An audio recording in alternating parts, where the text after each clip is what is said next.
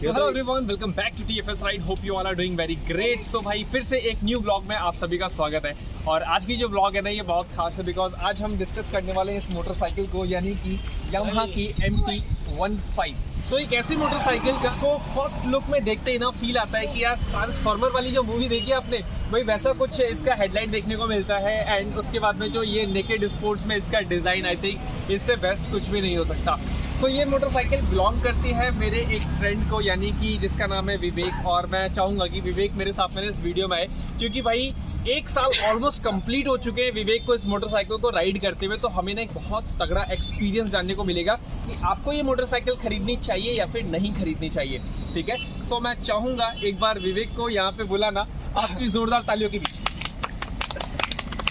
छोटे छोटे बच्चे तालियां बजा रहे हैं। ये सिस्टम हैंग कर दिया जाएगा। ओके गाइस, सो बाकी बातें बाद में। सो हाई विवेक, क्या हाल है? तो थैंक यू वीडियो में मुझे बुलाने के लिए। तो विवेक आपने ये बाइक कब परचेज की थी?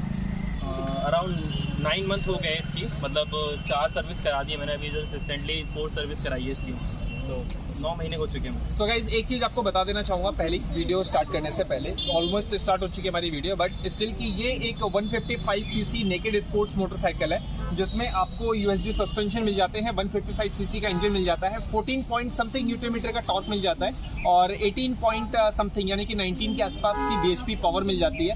ठीक है, और ये एक काइंड ऑफ नेकेड स्पोर्ट्स है और स्क्रैम्बलर वाला हल्का सा लुक देती है अगर आप पीछे वाली सीट्स के साइड से देखोगे। ठीक है, पीछे की तरफ से इस मोटरसाइकिल को अगर देखोगे तो ये एक ओवरऑल मतलब इस मोटरसाइकिल के बारे में इंफॉर्मेशन थी। इसमें आपको DRLs मिल जाते हैं, हेडलाइट है, उसके बाद में आप जो अपग्रेडेड मॉडल आ रहा है उसमें LED इंडिकेटर्स मिल जाते हैं। सो ये सारी बातें साइड में। ये मोटरसाइकिल आपने क्यों खरीदी, एक सिंपल सा जवाब। लुक देखा और कुछ नहीं देखा, मतलब प्राइस भी नहीं देखा कुछ, मैंने मतलब माइलेज भी चेक नहीं किया था वैसे इसका कितना दे दिया, सिर्फ रील देखी, लुक देखा और मेरी बहन ने ले ली। अच्छा, तो मतलब ये आपके सिस्टर ने इस बाइक को ले ली। ओके, सो मतलब आपके सिस्टर ने इस बाइक को ले ली। ओह नाइस, सो वो भी बाइक की काफ़ी अच्छी शौकीन लगती है। ओके, सो गाइस यहाँ पे मुझे जैसे कि इन्होंने बताया कि लुक्स की वजह से सो डेफिनेटली इस बाइक का जो लुक है वो बहुत ऑसम लगता है। इवन कि 155cc में आई डोंट थिंक सो कि कोई भी मोटरसाइकिल ऐसा लुक आपको देती होगी। वेल लुक्स तो एक तरफ है, ठीक है, प्राइस कितना पड़ा था इसका? प्राइस जब मैंने लिया था तब मुझे अराउंड 195 की पड़ी थी, ऑन रोड पड़ी थी, क्योंकि मैंने दिल्ली से लिया था।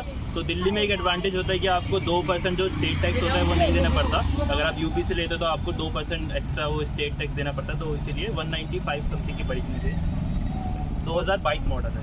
तो कितने किलोमीटर अभी तक आप चला चुके हो विवेक इसमें? ये अराउंड 7000 चल चुकी है। तो अभी मैं फिर से रुद्रनाथ जाने वाला हूँ, तो इसलिए मैंने इसकी 4थी सर्विस भी करा दी है। तो मतलब सर्विस अगर मैं बाइक की बात करूँ तो इसका मेंटेनेंस कॉस्ट कितना आता है अगर कोई भी इसको परचेज करना चाहता है तो? नॉर्मली जैसे अगर सर्विस कराते हैं तो यामाहा की जो सर्विस पड़ती है, अगर आप इंजन ऑयल भी चेंज कराते हैं तो बेसिक सर्विस जो होती है वो 1600 की पड़ती है, जिसमें आपको 530 मतलब आपका जो मोटा जो होता है वो इंजन ऑयल मिलता है यामाहा का, और जो बेसिक सर्विस होती है वो। ओके, तो मतलब एक काफ़ी रीजनेबल प्राइस में इसकी सर्विस हो जाती है। ठीक है, 1600 से मैक्सिमम 2000 रुपये के आसपास सर्विस होती है, बट एक सीक्रेट बता देता हूँ, डोमिनार की सर्विस 1800 रुपये में हो जाती है।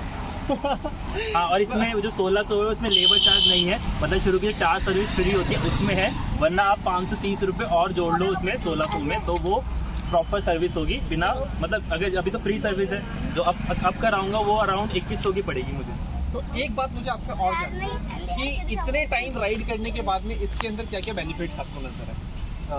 जो सबसे अच्छा बेनिफिट जो मुझे लगता है, क्योंकि एज अ राइडर मतलब मैं करता भी तो लॉन्ग राइड करता हूँ, तो इसका जो माइलेज है वो सबसे अच्छा है, मतलब और बाइकों के कंपैरिजन में। अगर आप और बाइकें देखते हैं ना, जैसे आप अपाची ले लोगे 160 में, तो वो भी आपको इतना अच्छा एवरेज नहीं देगी।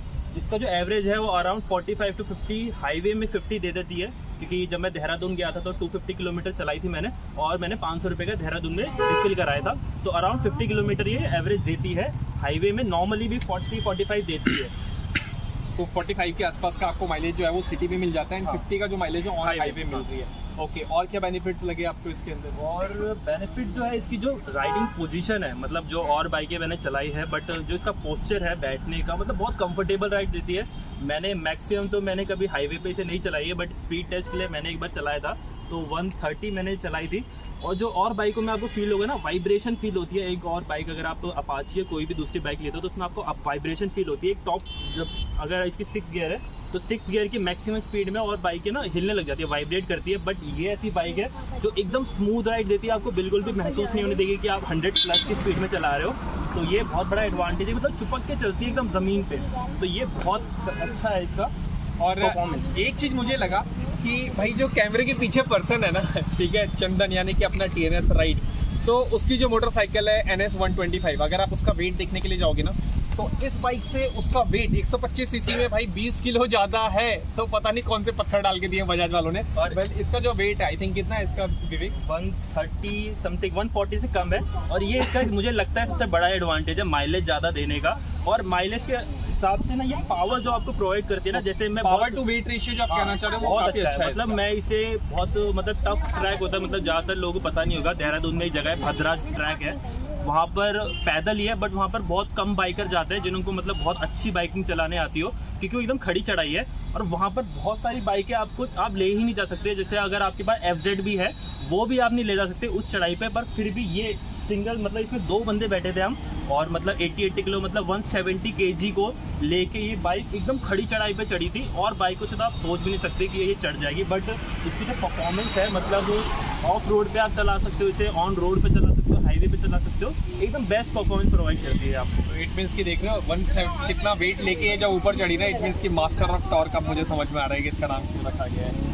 ओके, तो बेनिफिट तो अपने इतने सारे बताए, इवन इसमें और भी कई सारे बेनिफिट है, लाइक कि आपको बहुत कॉम्पैक्ट सी मोटरसाइकिल मिलती है, इजी टू मेंटेन है, घर में रखना आसान है, राइड करना आसान है, बहुत इजीली आप इसको राइड कर सकते हो, लाइट वेट है, पावर टू वेट रेशियो बहुत अच्छा है, और माइलेज एज बताया आपको विवेक ने, ठीक है। और इवन कि इसका जो फीचर है, डिज़ाइन है, UHD suspension, liquid cooled engine, BBA technology, बहुत सारी चीज़ें। बट अब जो बात आती है कि ये मोटरसाइकिल में नेगेटिव क्या क्या मिला, मतलब कुछ ऐसे पॉइंट जो आपको, हाँ, जो नेगेटिव्स हो। नेगेटिव में एक जो सारे MT जो लोग एक्सपेक्ट करते हैं, और जो लोग बोलते हैं कि जो MT जो नई भी आ रही है, तो उसकी जो सीट है, लोग, मैं मानता हूँ कि थोड़ी सी बड़ी होनी चाहिए। क्योंकि अगर आपकी सीट देखोगे यहाँ पर, तो इसकी सीट में अगर मैं बैठ रहा हूँ, ये पीछे वाला बंदा बैठ ही नहीं सकता, मुझे बैग ना ऐसे करना पड़ेगा ये। तो गाइस, अगर मतलब मैं सीरियसली देखो, अगर भाई ने थोड़ा सा भी एक्सेलरेशन दे दिया ना, तो मैं तो पीछे से, मेरा तो स्वाहा हो जाएगा मैं तो बचूंगा ही नहीं यहाँ पे। तो ये एक ऐसा पॉइंट है जो कि सीरियसली मुझे भी लगता है कि अगर आप MT प्लान कर रहे हो ना लेने का, तो अगर आप फैमिली वाले हो, ठीक है, बीवी हो जाएगी, फैमिली के लिए तो बिल्कुल नहीं है ये। अगर ले रहे हो तो अगर बंदी है तो ही लो, वरना तो बेकार है। वरना तो बेकार है, बंदी पास बैठेगी, ब्रेक लेके मजे लेते रहना। ये सेंसर में नहीं आनी चाहिए भाई, ये चीज काट दी जाए। सो ये एक डिसएडवांटेज था सीट का। बाकी और क्या डिसएडवांटेज लगे? दूसरा मुझे डिसएडवांटेज तो मैं नहीं बोलूंगा, बट थोड़ा मुझे प्रॉब्लम लगी इसकी शुरुआत में। अब तो ठीक हो गया, बट इसका सस्पेंशन है वो शुरू में बहुत हार्ड था। हाँ, बहुत सस्पेंशन बहुत हार्ड था, बट अब थोड़ा थोड़ा करके मुझे लग रहा है कि ठीक हो गया है। खराब तो नहीं हो रही है? नहीं खराब नहीं हो रही। मुझे शुरू में बहुत ज़्यादा हार्ड लग रहे थे, बट अब थोड़ी, जब से अभी मतलब 2-3 हज़ार किलोमीटर चलने के बाद ये सस्पेंशन थोड़े ठीक हो चुके हैं। बट फिर भी अगर मैं दूसरी बाइक से कंपेयर करूँ तो इसके सस्पेंशन थोड़े हार्ड हैं, मतलब और बाइकों से कंपैरिजन में थोड़े हार्ड हैं इसके। ओके, सो इसके अलावा और क्या नेगेटिव पॉइंट्स आपको मतलब इसके अंदर फील होता है? कई बार ऐसा लगता है कि मैं तो बस रोड चलाते हुए पावर की कमी महसूस नहीं, बस मुझे और जो लगता है मुझे बस वो प्राइस ही है। प्राइस के साथ में एक चीज मुझे और लगती है कि भाई 150-55 सीसी में जहां R15 155 की स्पीड टच कर जाती है, कम से कम 145 तो जाने दो इसको यामा वालों, ठीक है। सो वेल, इसमें एक डिफरेंस आ जाता है कहीं ना कहीं फेयरिंग बाइक में और नेकेड स्पोर्ट्स में, ठीक है। आपको एयर ड्रैग का कहीं ना कहीं फर्क आता है। वेल गाइज, ज़्यादातर कुछ मैंने वीडियो देखी है, मतलब यूट्यूब में जो बंदे मॉडिफाई करा देते हैं, थोड़ी मतलब चीज़ें मॉडिफाई कराते हैं, वो फिर भी मैंने देखी है 145 मैंने देखी है एक वीडियो में। वो थोड़ा विंड स्पीड का भी फर्क पड़ता है थोड़ा, बट 145 तक मैंने देखी है एक वीडियो में। तो कई बार स्लैब जब आ जाता है ना, ऐसे डाउन हिल आ जाता है, तो भी 100 चली जाती है, 145 150 भी चली जाएगी उस टाइम पे। लेकिन अगर आप सपाट रोड की बात करते हो तो नहीं जाती भाई। ठीक है। तो अब आप सोच लो कि आपको ये मोटरसाइकिल खरीदनी है या नहीं खरीदनी है, ठीक है। एंड विवेक का जो एक्सपीरियंस था ओवरऑल। बट एक चीज और है, R15 ना अगर आप शोरूम में जाओगे ना आपको तुरंत मिल जाएगी। MT-15 जो V3 आई है वो आपको 2 महीने वेट करनी पड़ेगी। अभी तक इतना क्रेज है MT का कि आपको ऐसा तो नहीं है कि कंपनी बना रही है क्योंकि डिमांड कम हो गई है मार्केट में, इस वजह से नहीं बना रही है। नहीं, मैं गया था शोरूम में तो उन्होंने बोला था डिमांड बहुत ज्यादा है, इसीलिए मतलब अगर आप सीधा जाओगे तो आपको नहीं मिलेगी, पहले से मतलब बुक करनी पड़ेगी।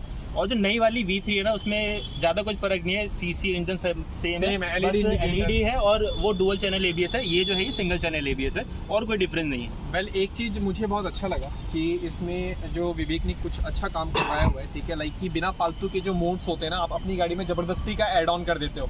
सो गाइज वो गाड़ी को ना अच्छा नहीं बनाती, बहुत भद्दा बना देती है। मैं आपको डेफिनेटली बता रहा हूँ क्योंकि अच्छे बाइकर्स की ना निशानी होती है। एक छपरी यूट्यूबर बनने का सबसे नया तरीका बताऊं, यहाँ पे वो एक वाइजर लगवा लेंगे, ठीक है। वो उल्ट पुल्ट सा वाइजर होता है, उल्ट पुल्ट सी लाइट्स होती है, ठीक है। तो गाइस ये चीजें नहीं करनी चाहिए। स्टॉक बाइक बहुत अच्छी लगती है देखने में, ठीक है। बट इसमें एक चीज मुझे बहुत बेस्ट लगा कि यहाँ पे विवेक ने ना ये जो क्रैश गार्ड लगवाया हुआ है, क्योंकि यार गाड़ी की सेफ्टी के लिए है और इससे जो बाइक का वेट है ना वो ज्यादा नहीं बढ़ रहा है, ठीक है। स्टिल बाइक का वेट जो है वो काफी अच्छा है। एक इन्होंने यहाँ पे मोबाइल माउंट ले रखा है, ठीक है, और मोबाइल होल्डर ले रखा है जो कि चार्जेबल है ताकि आप ऑन को अपने मोबाइल को चार्ज कर सको, नेविगेशन देख सको।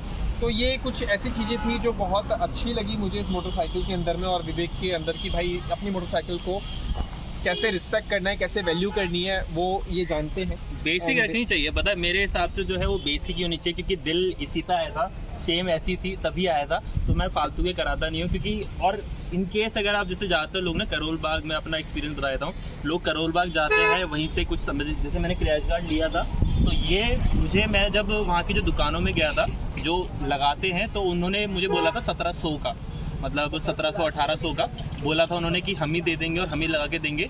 बट मैंने क्या किया, ये मैंने लिया वहाँ की शॉप से जो थोक में बस सामान देते हैं, लगाते नहीं है, तो ये मुझे पड़ा था 800 रुपये का और मैंने 30 रुपये दे के अपने लोकल में लगवा दिया। तो करीबन कितने बच गए, 700 रुपये बच गए। 700-800 रुपये इन्होंने बचाया और घर वालों को एक अच्छी पार्टी दी थी, ठीक है। सो बिना किसी देरी के रात भी हो चुकी है, ठीक है, एंड टाइम भी हो चुका है हमारा यहाँ से जाने का। So thank you so much Vivek for this lovely information. Now you decide कि गाइज आपको ये मोटरसाइकिल परचेज करनी है या नहीं करनी है, क्योंकि जो भी पॉजिटिव पॉइंट्स है, जो भी नेगेटिव पॉइंट्स थे वो यहाँ पे डिस्कस किए गए हैं। Although you can follow me on my Insta page that is TFS right without any underscore, without any number. YouTube channel के डिस्क्रिप्शन बॉक्स में भी, डिस्क्रिप्शन नहीं, आप मेरे अबाउट में जाके वहाँ पे चैनल का लिंक दिया गया है, मेरे इंस्टाग्राम का लिंक दिया गया है, वहाँ पे जाके फॉलो कर सकते हो। कोई भी क्वेरी होती है आप पूछिए, ठीक है, you will get all the information. And अगर कोई आपको दूसरी वीडियो चाहिए इसी तरीके की कुछ अच्छा एक्सपीरियंस के लिए तो आप मुझे कमेंट जरूर कीजिएगा। Thank you so much for watching TFS right.